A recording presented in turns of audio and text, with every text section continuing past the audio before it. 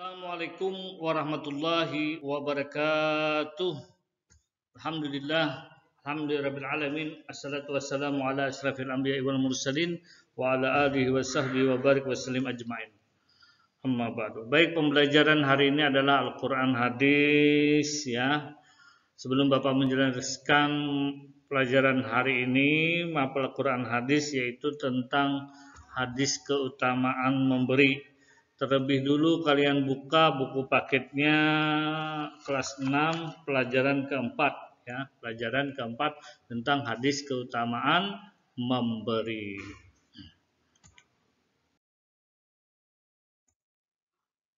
Hadis tentang keutamaan memberi. Allah Subhanahu wa taala berfirman dalam Al-Qur'an yang artinya, katakanlah sungguh Tuhanku melapangkan rezeki dan membatasinya bagi siapa yang dikehendaki di antara hamba-hambanya, dan apa saja yang kamu infakkan Allah akan menggantinya dan dialah pemberi rezeki yang terbaik. Al-Quran surah As-Sabah ya. Terus dalam hadis yang diriwayatkan oleh Ahmad juga disebutkan bahwa sebaik-baik manusia adalah orang yang bermanfaat bagi manusia lain. Artinya di sini orang tersebut dalam istilahnya dermawan ya, atau orang yang bisa memberikan manfaat ya. Yang namanya dermawan, baik dia menyumbang secara tenaga, pikiran, ataupun dengan harta. Sebagai muslim yang baik, tentu kita akan merasa senang jika dapat bermanfaat bagi orang lain. Apalagi dapat membantu memudahkan urusan saudara-saudara kita yang kekurangan. Ketika kita memberi sesuatu kepada orang lain, apakah kita berikan itu tidak akan berkurang? Allah Subhanahu wa taala akan menggantinya dengan berlipat ganda. Jadi kita jangan takut bahwa kalau kita memberi harta kita akan berkurang. Tidak, nah ya. Ini akan dilipat gandakan ya, nanti balasan oleh Allah, artinya rezeki yang tak terduga. Jika kita tidak punya sesuatu, apa yang kita dapat berikan? Begitulah kira-kira yang ada dalam pikiran kita. Ingat, memberi tidak harus bersifat materi atau harta. Kita tersenyum kepada saudara sudah termasuk sedekah ya. Artinya senyum pun sudah sedekah ya. Kalau bertemu dengan sesama saudara senyum ya. Senyum adalah sedekah. Asal jangan anak-anak senyum sendirian ya. Misalnya di WC atau mau tidur atau tanpa ada orang, Anda senyum-senyum sendiri. Nah, itu ada tanda tanya itu ya. Menyenangkan orang lain dengan sesuatu yang positif termasuk memberi ya. Artinya memberikan kebahagiaan ya. Dalam batasan kewajaran ya, artinya memberikan tapi yang bersifat positif, misalnya bercanda tapi candanya yang positif, yang menghibur, yang menyenangkan teman ya. Ya. Dalam hidup ini pasti ada yang dapat kita berikan untuk orang lain ya. Pasti ada kan? Indah bukan? Ya. Baik, selanjutnya.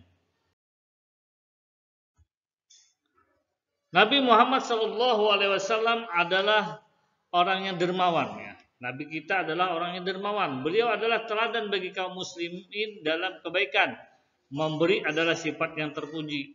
Oleh karena itu beliau mengajarkan kepada umatnya agar suka memberi dan tidak menjadi peminta-minta karena malas ya. Jadi ada kategori orang kaya. Orang kaya itu bukan ada orang berpendapat artinya orang kaya itu bukan hanya sekedar materinya yang kaya. Orang yang sudah bisa memberi ya, walaupun itu kecil, itu juga dikatakan orang kaya ya. Baik itu berupa harta atau dengan yang lain ya. Kalau dia memberi, itu juga dikatakan kategori orang kaya. Itu ada sebagian pendapat begitu ya. Nabi Muhammad SAW menyukai orang yang suka memberi dan gemar menolong orang lain. Sebaliknya beliau tidak suka dengan orang yang meminta-minta. Mengapa demikian? Karena orang yang memberi lebih baik daripada orang yang meminta-minta. Orang yang memberi berarti bermanfaat bagi orang lain. Sebaiknya orang yang meminta-minta terlihat rendah bagi orang lain. Oleh karena itu Nabi Muhammad SAW mencela orang-orang yang meminta-minta ya, malas ya dalam bekerja. Sebagai anak muslim kita harus bekerja keras, selalu berusaha dan tidak boleh berputus asa. Rasulullah SAW memuji orang yang bekerja dari hasil tangannya sendiri. Ayo giat bekerja dan gemar berbagi dengan sesama. Contohnya ya di dalam belajar ya. Kalau kalian belajar begitu dalam pelajaran, insya Allah dapat yang kalian hasilkan. Artinya dalam misalnya contoh dalam menjawab soal, karena kalian belajar, insya Allah soal tersebut dapat dan mudah ya. Tapi juga jangan contoh yang malasnya, dia malas belajar, pikirannya lalu apa? Kepengen menyontek. Nah, itu yang dilarang ya. Nabi Muhammad SAW ya, melaporkan hadis tentang keutamaan memberi. Nabi Muhammad SAW adalah orang yang paling pantas kita teladani. Beliau adalah uswah bagi umatnya, artinya menjadi contoh. Sikap beliau dalam kehidupan sungguh mengagumkan, meskipun bukan termasuk orang yang kaya harta. Beliau punya sikap yang dermawan. Berkaitan dengan keutamaan memberi, ya, berkaitan dengan apa? Dengan hadis keutamaan memberi, Rasulullah Shallallahu Alaihi Wasallam bersabda, ya, ini hadisnya tentang keutamaan memberi. An Ibni Umar radhiyallahu anhu anna Rasulullah sallallahu alaihi wasallam qala al yadul ulya, tangan di atas, khairun, lebih baik, minal yadis sufla, daripada tangan di bawah. Fal yadul ulya, ya, tangan yang di atas, yal munfikah, ialah orang yang suka memberi atau orang yang memberi ya. Wal yadus sufla, dan orang yang di bawah atau tangan yang di bawah ialah yasailah, orang yang di bawah ialah meminta, orang yang suka meminta. Muttafaqun alaih. Muttafaqun alaih di sini adalah hadis yang diriwayatkan oleh Imam Bukhari dan Muslim. Ingat ya nak ya. Kalau kalau dia itu muttafaqun alaih ya, itu pastilah dinamakan orangnya adalah hadis riwayat Bukhari dan Muslim, ialah muttafaqun alaih. Baik, selanjutnya ya nak ya.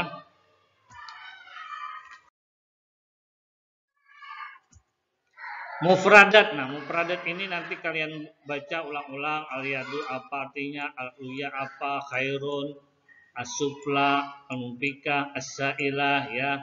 Al-yadu tangan, uya atas, khairun min, lebih baik, dan seterusnya ya. Selanjutnya lagi ya.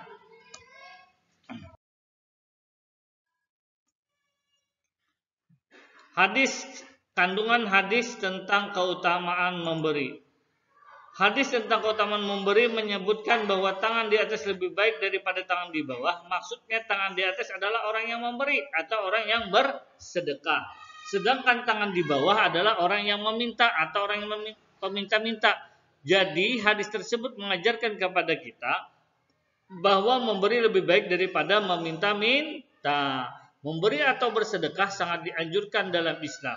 Senang memberi bantuan kepada orang yang kekurangan merupakan akhlak terpuji. Bahkan ada suatu ibarat ya, kalau kita mau memberi, ibaratnya nih, tangan kanan kita memberi, tangan kiri jangan sampai tahu bahwa tangan kanan yang memberi. Artinya kalau bisa ya kita sembunyikanlah sedekah kita. Jangan kita ada niatan untuk pamer-pamer ya, atau kepingin dipuji orang ya, karena godaan orang yang suka memberi atau orang yang bersedekah atau yang berimpak itu biasanya kepengen dipuji orang atau kepengen pamer ya, itu godaannya ya. Hati-hati ya. Jadi kita mengamalkan suka memberi itu pelan-pelan dari kecil ini, walaupun itu pemberiannya cuma berupa yang kecil-kecil saja dulu ya. Baik, selanjutnya, senang memberi hanya dimiliki oleh orang yang mempunyai sifat pemurah. Nabi Muhammad SAW adalah orang yang paling pemurah di antara orang-orang yang pemurah. Beliau selalu memberi jika ada orang yang meminta kepadanya. Jika beliau tidak punya, dicarikan dulu dan diberikannya pada lain hari. Nah, Rasulullah SAW, walaupun beliau artinya secara kasat mata beliau tidak orang yang berada, tapi beliau juga disebut dengan orang yang sangat dermawan. Sifat pemurah juga dimiliki para sahabat Nabi Muhammad SAW. Misalnya Utsman bin Affan Ketika Nabi Muhammad SAW mendapatkan berita bahwa kerajaan Romawi Timur akan menyerang Madinah, beliau mengumpulkan orang-orang yang guna mencari dana untuk menghadapi serangan tersebut. Utsman bin Affan yang terkenal kaya raya dan dermawan segera menyerahkan 1000 ekor unta, 50 ekor kuda, dan 1000 mata uang emas. Contoh lain tentang sifat pemurah adalah sahabat Sayyidina Abu Bakar As-Siddiq. Beliau banyak memberikan hartanya untuk perjuangan Islam, jiwa raga dan kekayaannya dikorbankan demi membela agama Islam. Beliau banyak menolong kaum muslimin yang lemah. Beliau juga banyak membeli budak Islam yang disiksa tuannya untuk dimerdekakan. Ya, di antaranya adalah Bilal bin Rabah. Beliau juga banyak memberi bekal kepada orang Islam yang berhijrah. Jadi Sayyidina Abu Bakar ini juga termasuk orang yang bersifat pemurah. Dia juga salah satu di zaman dulu senang memerdekakan budak. Di salah satu sahabat yang dimerdekakan yaitu adalah sahabat, ini termasuk sahabat ya, Bilal bin Rabah ya.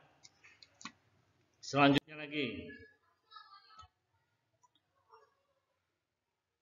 yang selanjutnya lagi yaitu adalah Siti Khadijah, istri Nabi Muhammad SAW, adalah seorang saudagar kaya. Beliau pun rela memberikan semua hartanya untuk perjuangan Nabi Muhammad SAW dalam menegakkan Islam pada saat itu. Orang pemurah selalu memberi bantuan kepada orang yang memerlukan. Baik diminta maupun tidak, hatinya bersih dari tamak dan serakah serta selalu ikhlas. Ya. Dalam memberi perkataannya selalu menyenangkan, tidak dengan kata-kata yang menyakitkan. Mereka yakin dengan pemberian itu tidak akan mengurangi hartanya. Bahkan Allah Subhanahu wa taala membalasnya dalam pahala yang berlipat ganda. Dalam surah Al-Lail ayat 5 sampai ke 7, Allah Subhanahu wa taala berfirman sebagai berikut. A'udzubillahi minasyaitonirrajim. Bismillahirrahmanirrahim. Fa amma man a'ta wattaqa wa saddaqa bil husna fasanuyassiruhu lil yusra. Ya, surah Al-Lail. Artinya maka barang siapa memberikan hartanya di jalan Allah dan bertakwa dan membenarkan adanya pahala yang terbaik surga, maka akan kami mudahkan baginya jalan menuju kemudahan kebahagiaan. Al-Quran surah Al-Lail. Sebagai manusia biasa, jika ada orang yang diberi harta berlebih, terkadang kita juga iri. Iri merupakan sifat tercela, harus dihindari. Akan tetapi ada juga iri yang diperbolehkan, yaitu iri terhadap orang yang suka membaca Al-Quran dan orang yang pemurah.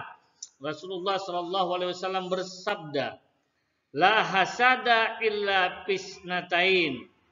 Rajulun atahullahul Qur'ana fahuwa yasluhu ana al-lail wa anna an-nahar wa rajulun anahullahu malan fahuwa yunfiquhu ana al-laili wa an-nahar. Rahwal Bukhari an Muslim.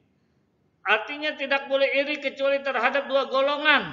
Ya, jadi Nabi bersabda bahwa ada yang diperbolehkan iri, yaitu seorang laki-laki yang diberi Al-Quran oleh Allah, lalu dia membacanya sepanjang malam dan siang, dan seorang laki-laki yang diberi harta oleh Allah, kemudian dia menginfakkannya sepanjang malam dan siang. Hadis riwayat Bukhari dan Abu Salim nomor 6975. Inilah yang dibolehkan kita untuk iri, yaitu iri kepada orang yang membaca Al-Quran. Makanya di sini kalau iri membaca Al-Quran tidak hanya mengata-ngata, kita berusaha untuk mengikutinya kalau kita bisa pelan-pelan ya. Orang yang pemurah tidak saja dicintai manusia, tetapi juga dicintai Allah Subhanahu wa taala. Ia akan memperoleh kebahagiaan di dunia dan akhirat. Semoga kita menjadi orang yang pemurah. Oleh karena itu, ayo membiasakan diri menjadi orang pemurah dengan mengamalkan hal-hal berikut. 1. Suka memberi makan atau hadiah kepada peminta-minta, tetangga, dan teman-teman. Yang kedua, menyadari bahwa rezeki yang kita dapat adalah amanah dari Allah Subhanahu wa taala. Dalam harta itu adalah hak orang lain yang kita wajib kita berikan. Artinya di dalam harta kita ada hak orang lain. Artinya juga kita menyadari bahwa rezeki itu hanyalah, ya, harta pada kita itu hanyalah titipan. Meyakini bahwa kebaikan yang kita lakukan akan mendapatkan balasan dari Allah. Ya. Dalam hal memberi atau bersedekah, yang diutamakan adalah orang yang menjadi tanggungan kita, kemudian baru orang lain. Artinya di sekitar kita dulu.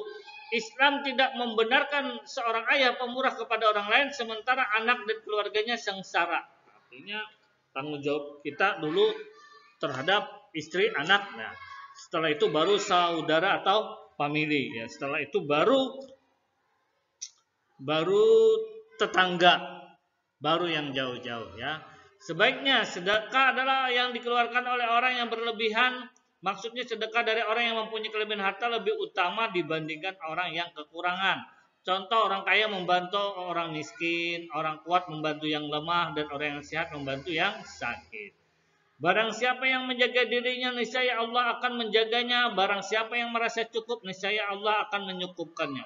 Maksudnya orang yang baik akan selalu menjaga dirinya dari sikap merasa kurang. Dia akan selalu merasa cukup atas apa yang ditakdirkan Allah Subhanahu wa taala. Artinya dia mensyukuri apapun yang diberikan oleh Allah, dia akan merasa cukup. Artinya merasa bersyukur ya. Dia akan merasa cukup atas apa yang ditakdirkan kepadanya. Meskipun hidupnya sederhana, ia menerimanya dengan ikhlas. Ia akan menjaga diri dan keluarganya agar tidak meminta-minta untuk mengemis kepada orang lain. Kita harus yakin jika mau menjaga diri dari meminta-minta dan merasa cukup, Allah Subhanahu wa taala akan menjaga dan menyukupkan rezeki itu. Kita sikap menjaga diri untuk tidak meminta-minta disebut iffah ya. Jadi sikap menjaga diri untuk tidak meminta-minta disebut iffah. Di antara keutamaan memberi antara lain menambah pahala, terjalin silaturahmi sebagai jalan menuju surga, dan menambah keberkahan harta. Selanjutnya, rangkuman atau khulasa. Yang pertama, satu, memberi atau berbagi sesama masuk perbuatan yang terpuji. Orang yang memberi itu lebih baik daripada orang yang meminta. Orang yang memberi termasuk sebaik-baiknya manusia karena ia bermanfaat bagi orang lain. Islam mencela orang yang meminta-minta karena malas. Yang kelima, memberi diutamakan kepada orang yang menjadi tanggungan kita. Cara menjadi yang pemurah antara lain dengan suka memberi makan atau hadiah kepada peminta-minta, tetangga dan teman-teman. Menyadari bahwa rezeki yang kita dapat adalah amanah dari Allah Subhanahu wa taala, dalam hal itu ada hak orang lain yang wajib kita berikan, serta meyakini bahwa kebaikan yang kita lakukan akan mendapatkan balasan dari Allah Subhanahu wa taala.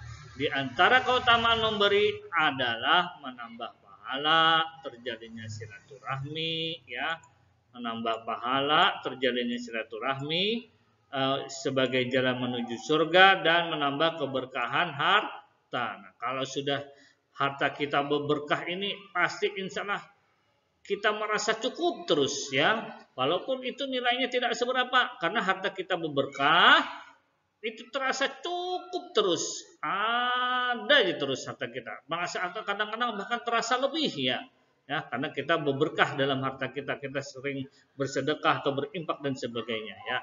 Baik, untuk pembelajaran hari ini ya Bapak tutup dengan kata alhamdulillah. Sebelum Bapak akhiri dengan ucapan assalamualaikum warahmatullahi wabarakatuh,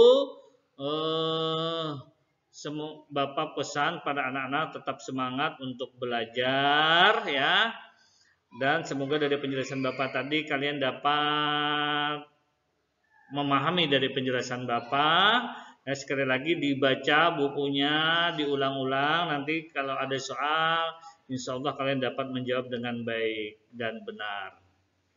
Baik, Bapak akhiri ucapan sekali lagi dengan ucapan Assalamualaikum warahmatullahi wabarakatuh.